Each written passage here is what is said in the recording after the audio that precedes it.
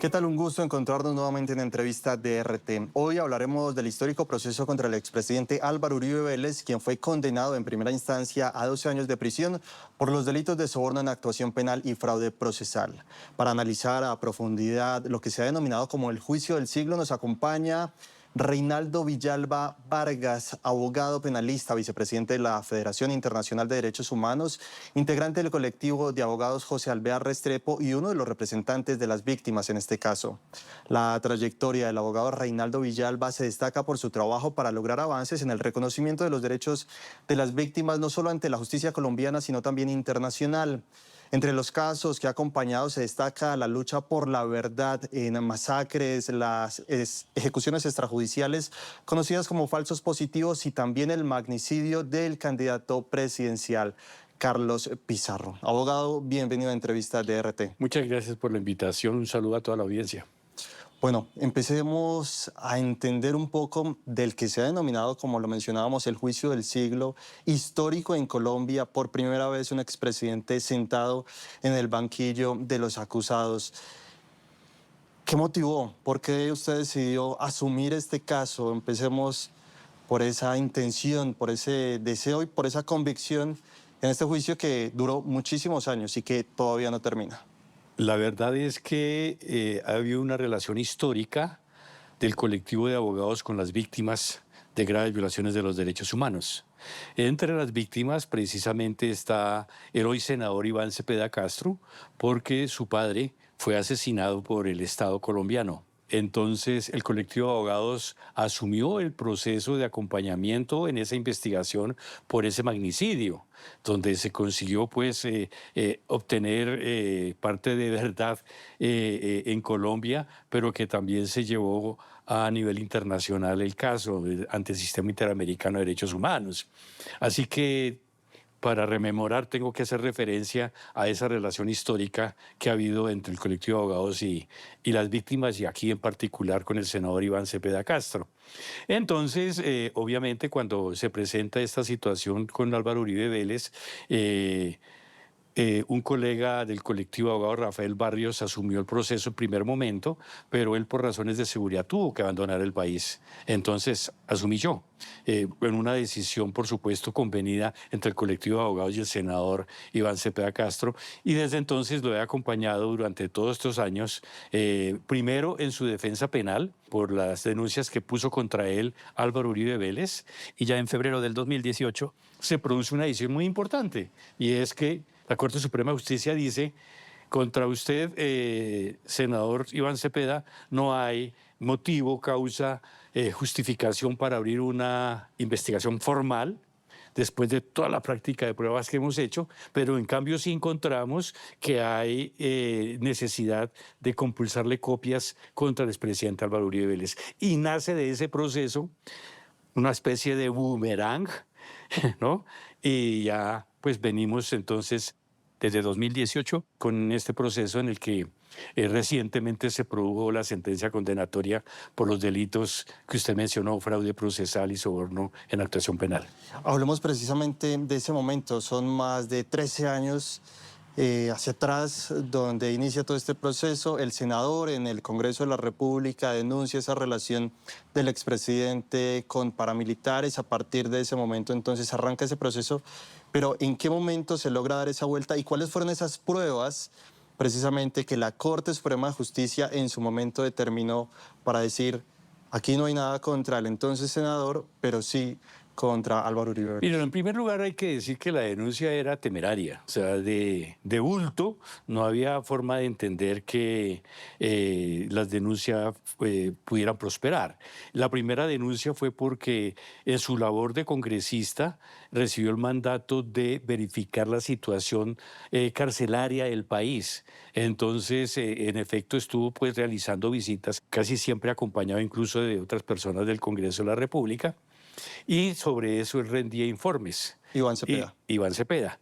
Y resulta que dos presos piden hablar con él, que son ahora los principales testigos, que es Juan Monsalve, hijo del administrador de la Hacienda Guacharacas, de propiedad de la familia del expresidente, por lo menos para ese tiempo. Y lo mismo con otro testigo, de Hernán Sierra, y le pone Álvaro Uribe la denuncia por esos testigos.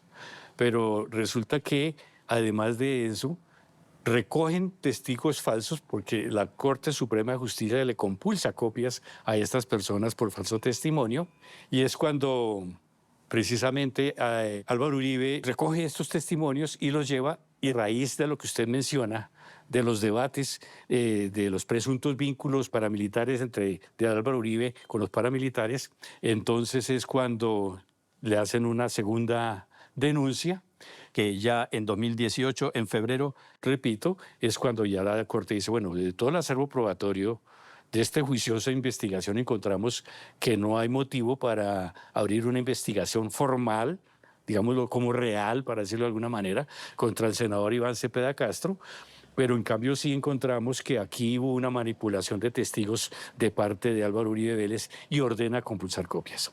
Cuando eso ocurre, viene una desesperada reacción de Álvaro Uribe Vélez por recoger testimonios a través de abogados y demás, especialmente del abogado Cadena, y los comienza a presentar, y la Corte a escucharlos y a determinar que hay contradicciones entre ellos, que son falsos testigos, termina compulsando copias, y bueno, y así transcurre varios hechos importantes. En este caso se hablaba de 7 hechos jurídicamente relevantes y frente a los cuales precisamente se determinó la consecución de testigos falsos en la cárcel de Cómbita, por ejemplo.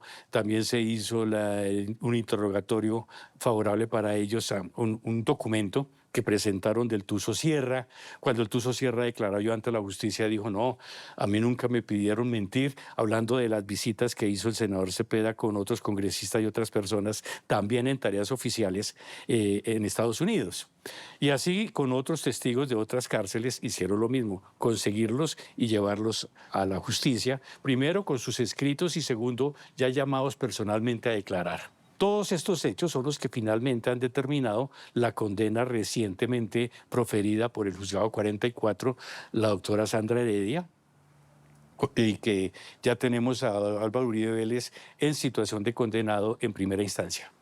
Las interceptaciones telefónicas al teléfono del expresidente Álvaro Uribe fueron una columna vertebral de todo este proceso.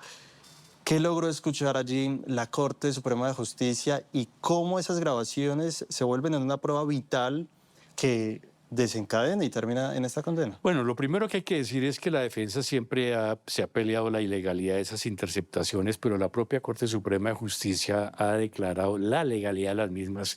Lo mismo ha hecho la jueza que acaba de producir la condena, lo mismo ya definió el Tribunal Superior de Bogotá, es decir, instancias judiciales diversas le han dado el viso de legalidad a estas interceptaciones. Y lo fueron, dado que propiamente Álvaro Uribe Vélez no se dio una orden de interceptarlo a él, sino que por error su teléfono fue interceptado porque la investigación era contra un congresista y de ahí ya pues se dio cuenta que había importancia de esas interceptaciones para este proceso, ¿no? Entonces, esa validez pues la sigue peleando la defensa, y es uno de los temas también de la apelación que ellos han hecho, porque la jueza lo que hizo fue ratificar las decisiones que antes se habían producido por altas cortes.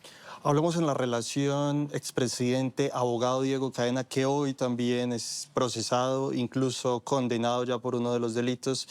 El argumento de la defensa del expresidente es que él no tenía conocimiento y no dio las órdenes. A través de este juicio, la juez Sandra Liliana Heredia demostró que no era así. ¿Cómo fue esa parte en particular que es vital en esa Sí, lo que pasa es que es un modus operandi de valerse de abogados para conseguir testigos falsos. Cuando Iván Cepeda era el investigado, se valió de un abogado, de Wilson Molina, que le consiguió testimonios de 2 paramilitares para su beneficio y el de Santiago Uribe, su hermano. Luego, cuando ya entre 2018, la famosa fecha en que se compulsa copias contra Álvaro Uribe, pues también viene un movimiento para conseguir falsos testimonios. Entonces, por ejemplo, le ordena Uribe a Cadena que vaya a entrevistar a Monsalve, al preso de Picota. Le ordena a Cadena y a un integrante de su UTL, Fabián Rojas, que vayan a una reunión de un hotel en el norte de Bogotá, reunión de la cual resultan los 3 falsos testigos que presentaron de la cárcel de Cómbita. Y escritos, además, cuando fueron recogidos esos testimonios por escrito por el abogado Cadena, ese mismo día fueron llevados a Álvaro Uribe Vélez y los vio. Rojas le habló de que era como sospechoso que la letra de esas cartas, de esos memoriales, de esos documentos, 2 tenían la misma letra y otra era una letra diferente. Para abreviar, es que Cadena hizo 2 de las cartas y la abogada que lo acompañó hizo la tercera. Y a sabiendas de eso, Álvaro Uribe de todas formas determinó que fueran presentadas a la Corte Suprema de Justicia, por ejemplo. En el caso del Tuso Sierra, ¿cierto? En Estados Unidos también Álvaro Uribe mostró un interés enorme durante mucho tiempo de obtener la declaración de él a favor suyo y de su hermano Santiago. Terminó dándole órdenes a Cadena que fuera a Estados Unidos e incluso se valió de una exintegrante de la CIA para obtener un segundo documento o un tercer documento de parte del Tuso Sierra.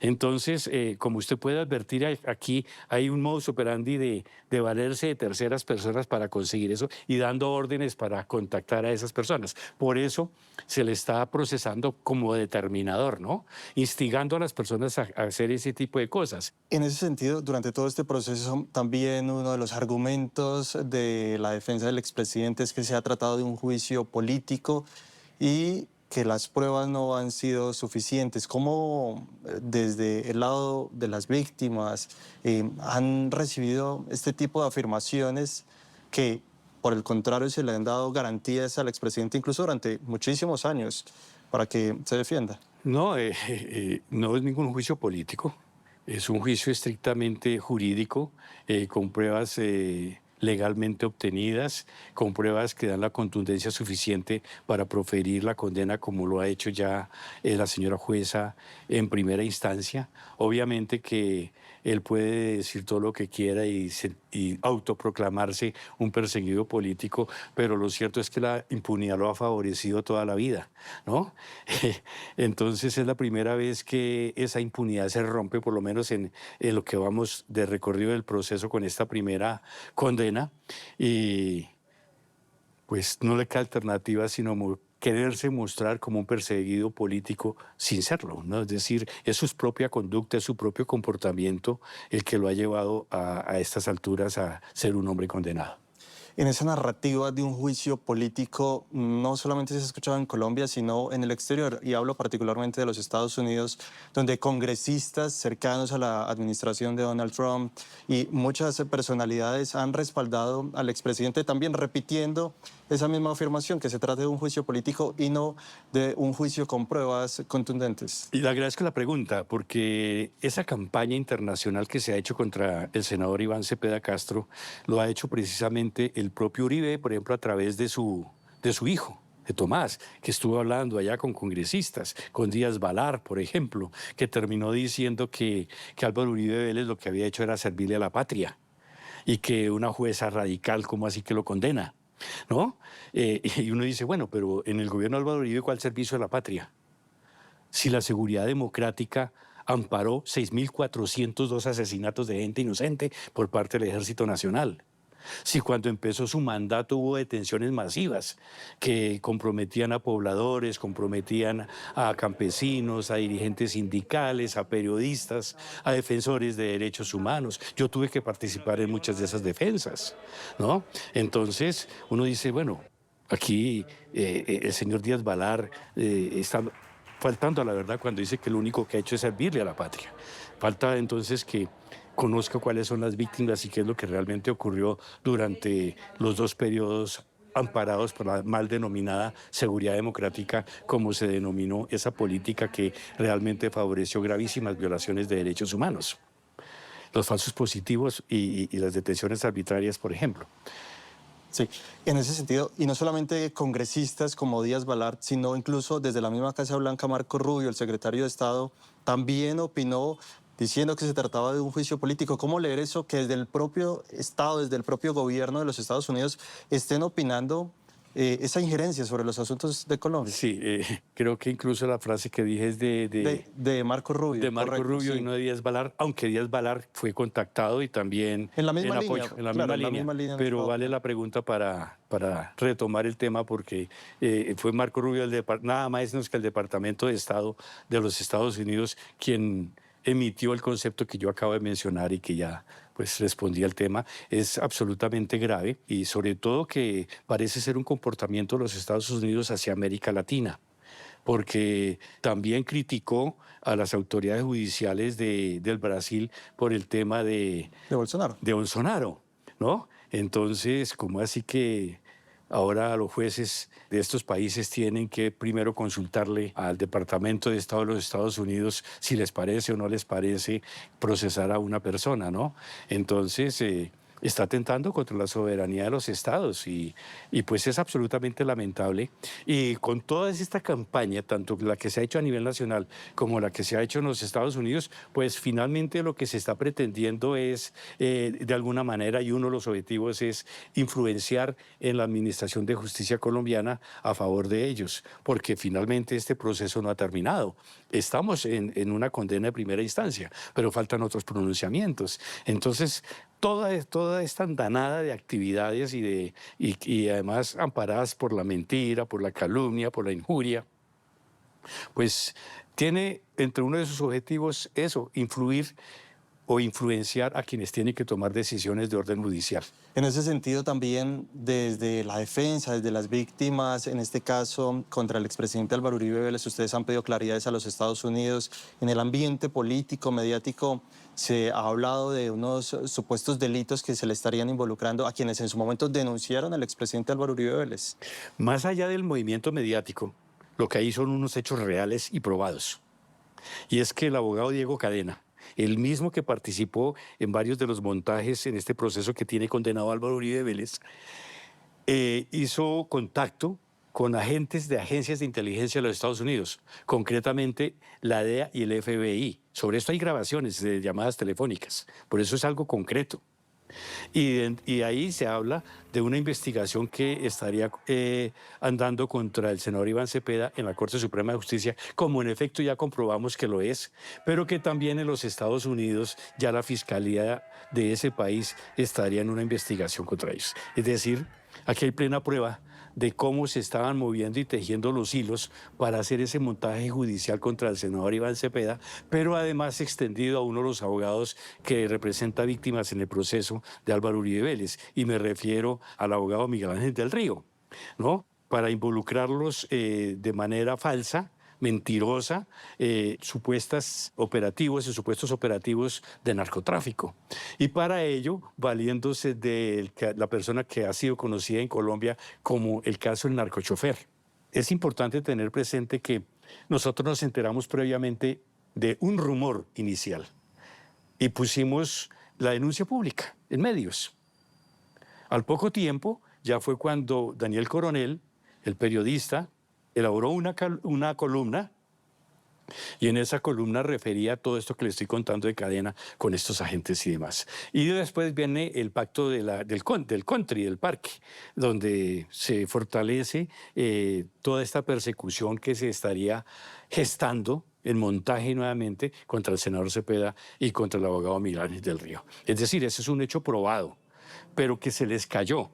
Lo que nosotros alcanzamos a conocer y a saber es que la idea de ellos era sacar el escándalo justo antes de la sentencia de primera instancia. Pero como se descubrió a tiempo, pues no pudieron hacerlo, ¿no? Y luego ya se verificó totalmente la realidad de esos hechos.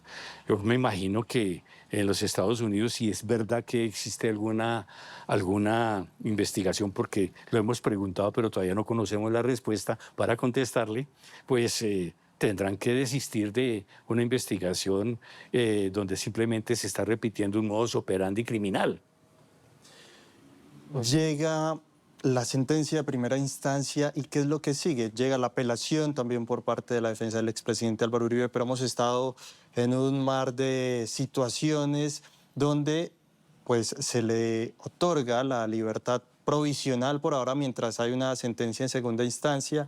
Las víctimas, en este caso, apelan esa decisión del Tribunal Superior de Bogotá que le permite al expresidente estar en libertad en este momento, pero hay otros recursos que están andando. El expresidente ha enviado una carta donde dice, pues desisto de la preclusión del caso, que se me investigue, pero eso tiene muchas lecturas. ¿Qué sigue y cuál es esa lectura de lo que viene durante estos próximos días? Bueno, nosotros apelamos, la Fiscalía interviene también sobre esa decisión, solicitando pues que no procedía esa orden de libertad. Ya vamos a esperar entonces qué sucede. La Corte Suprema de Justicia ya tiene en sus manos la actuación para tomar la decisión definitiva frente a ese punto. Bueno, digo definitiva mientras la sentencia de segunda instancia se produce, que podría también pronunciarse sobre ese punto de la libertad, más allá del análisis probatorio para condenar o no condenar. Y por supuesto nosotros tenemos la convicción absoluta que lo que procede es una condena. Sobre el tema de la renuncia a la prescripción de Álvaro Uribe Vélez, pues yo la leo de dos maneras. Uno, renuncia a una prescripción que ya no se va a producir. Es decir, de acá a mediados de octubre se va a producir la segunda decisión del tribunal, en este caso en cabeza del tribunal. Y ahí ya se abre el campo para la Corte Suprema de Justicia en lo que llamamos en Colombia, que es el último recurso, el recurso de casación. Y en ese momento se amplían los términos por 5 años para que la decisión la tome la Corte Suprema de Justicia. Pero en mi concepto ya no hay lugar a la prescripción, es decir, yo estoy renunciando a una prescripción que ya no va a haber, ¿no? Es algo así como una especie de sainete, ¿no? De un lado. Y de otro lado, es la ventaja política que se quiere sacar de ahí, porque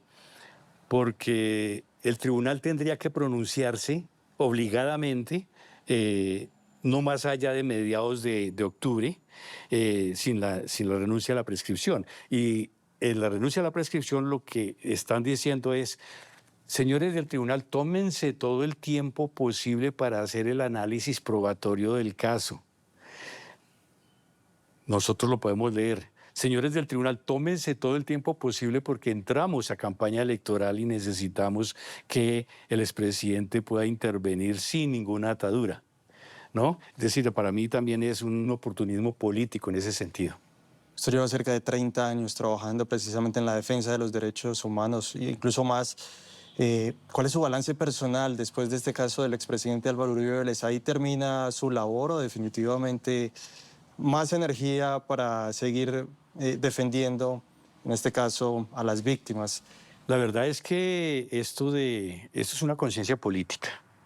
Es una conciencia que vine yo al mundo, porque estoy aquí, porque propuestas de otra naturaleza, económicamente más atractivas y demás, se rechazaron, porque el medio en el que uno se cría, la familia, de repente toda la influencia, sus profesores. Soy de universidad pública, de la dichosa Universidad Nacional de Colombia, y allí el movimiento estudiantil y todo esto lo empujaron a uno a estudiar. A estudiar y a estudiar más allá de las cátedras que recibe uno los profesores, y a llenarse y a llenar la conciencia de sentido social. Y pues esa es la que me ha acompañado a mí durante más de 3 décadas en el ejercicio de abogado y particularmente en la defensa de los derechos humanos, lo que me ha permitido, de un lado, conocer el país, estar cerca de las víctimas, poder solidarizarme con ellas, luchar contra una política de impunidad que no ha cesado. Y bueno, aquí estamos para seguir en primera línea. Muchísima suerte, muchísimas gracias por acompañarnos en la entrevista de RT. Nosotros los invitamos para que sigan con toda la programación al abogado Reinaldo Villalba. Muchas gracias por acompañarnos.